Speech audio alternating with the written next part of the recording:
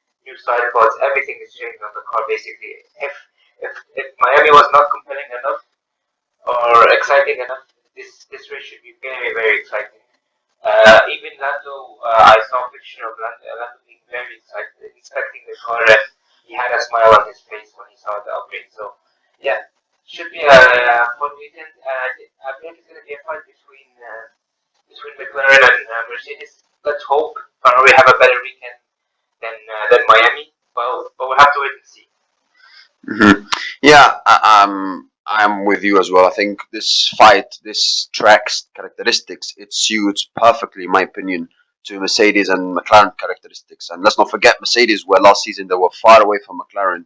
They managed to do really well in Canada, and they were fantastic. And these two, like I said, they're bringing upgrades.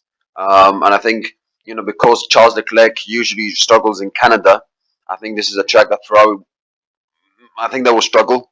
I think this is a track that should Mercedes and McLaren should be very very strong. And Red Bull maybe of course they should improve from Miami, but how much they improve who knows.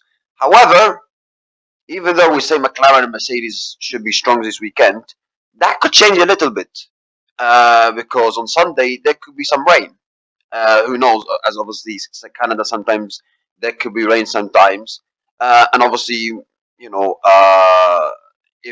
if there is rain on Sunday, then obviously it will be the first time we see wet conditions in this kind of new generation of cars. Obviously there was not rain in Miami as we expected, but there could be rain in Sunday if it goes to the weather forecast as it plans. But back to the upgrades that you were talking about, Muhammad, McLaren and Mercedes. Who do you think has a better chance this weekend to have their upgrade like actually showing good results? McLaren or Mercedes?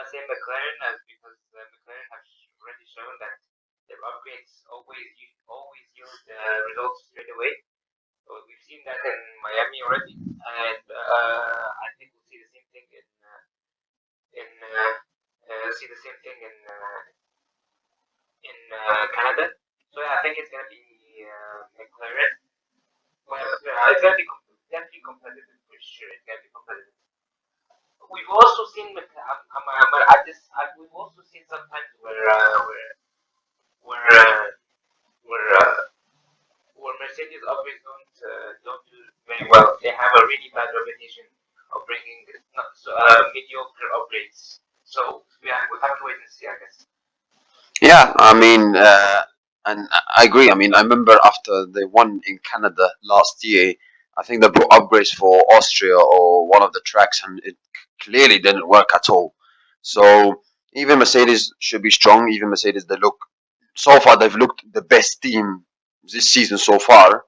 Obviously, it's a development season, and the team who has the best development, who brings the best upgrade, who's the fastest car by the end of the season, will have a great chance of winning the championship. Because, as we've said before, this is a development season. Do you think, Mohammed, that obviously we saw McLaren? You said McLaren, they showed that in Miami and they proved their pace and they were very strong and close to Mercedes. And rightly, and I think you have to give credit to McLaren for that. However, could you think maybe was that because Mercedes didn't bring their upgrades in Miami and all the other teams brought upgrades, so that maybe that's the reason why there was small gap between McLaren and Mercedes, or you think actually it's bigger, it's actually deeper than Mercedes didn't bring upgrades in Miami.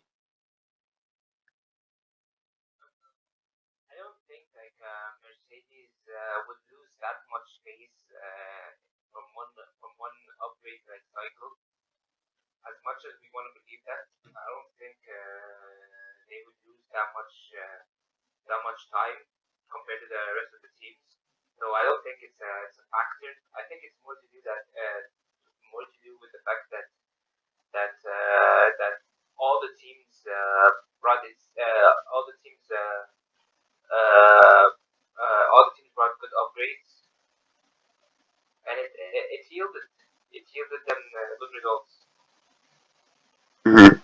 Okay. There's also another thing that where it could impact. Obviously, we mentioned before about the new engine rules that is coming in August that could impact some teams, and one of them is obviously Mercedes. However, according to what I heard yesterday, that there is a change of ADU, which is the additional development and upgrade opportunities, which is a mechanism in F1's 2026 power unit regulations, which helps manufacturers who are behind on performance catch up. How much do you think could that make a change towards the pecking order of the teams in the grid?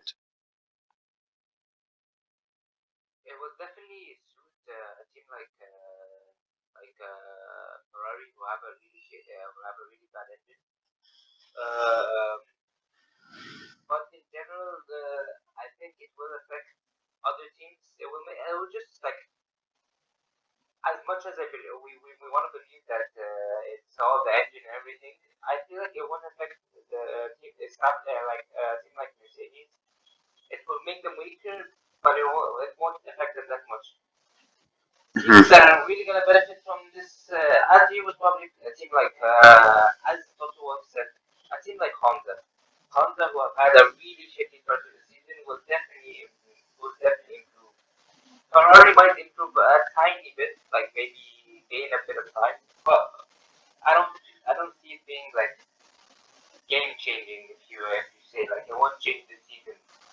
Mhm. I agree. I mean, it will for sure make like a change in the to some extent in the order of the teams, but I don't think it would be like incredibly significant, incredibly like change, and is going to completely overhaul the pecking order. I think yeah, Mercedes might lose, or for sure might lose something on that, and Ferrari might take advantage from it. But again, it's not huge, it's not massive. Um, And speaking, I want to talk about also the drivers. You look at the likes of Kimi Antonelli. He's had a great start to the season, winning three races in a row, getting three pole positions in a row. He's in very good form, but obviously we all know it's very early days. Whereas it is the opposite of George Russell. George Russell had a difficult start to the season, with obviously his recent results in Japan and in Miami. And considering this weekend is obviously the same weekend he won the race and he got pole last season, considering McLaren and Red Bull were the best teams, or I should say McLaren and Verstappen, sorry. McLaren and Verstappen were the best last season, and Russell won that race in Canada, got pole, and he got pole in Canada 2024. How much pressure do you think, Mohammed, there is so much on George Russell to win and bounce back this weekend, considering he's had difficult results and it's a track that he should do well compared to what he did before?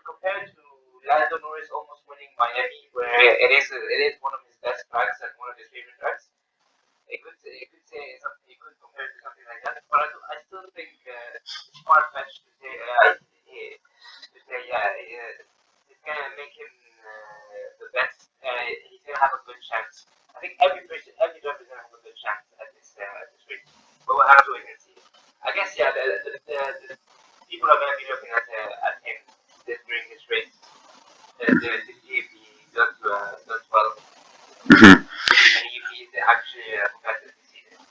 Yeah, I mean this. I think this race is huge and important for him. Of course, it's not the championship decider for him because still there's so many races to go. But I think it's very important on confidence levels and on like how are you going to. Let's not forget this is the final race before the European starts.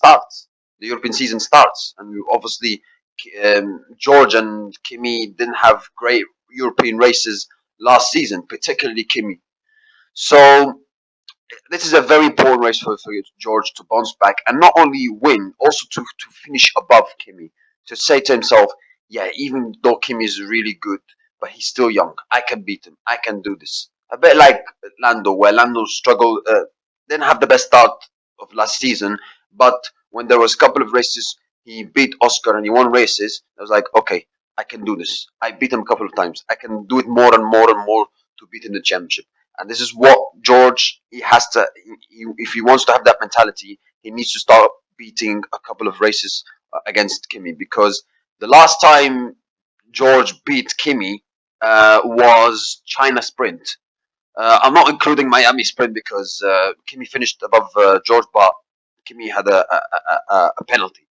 So in pure pace, George finished above Kimi the last time, which was in China Sprint. So this is a very very important race for George. And yes, Kimi has done well in Canada before because let's not forget this is the same track. It was his first podium, but I think this is very important for George to bounce back. Very important to say like, okay, Kimi, you won a couple of races, but if you want to win the championship, you're gonna have to do it the hard way.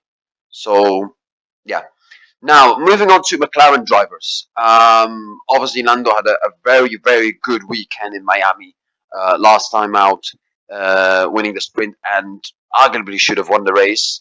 However, he didn't have a great weekend in Canada this time last year, where obviously he had a difficult week qualifying, a difficult race with his moment with Oscar Piastri. So I think this is a weekend where he should bounce back. And even though McLaren bring upgrades, it doesn't seem to be Oscar Piastri's best tracks. If you look at his record, if you look at his driving style, because obviously Canada is a low speed track, and Oscar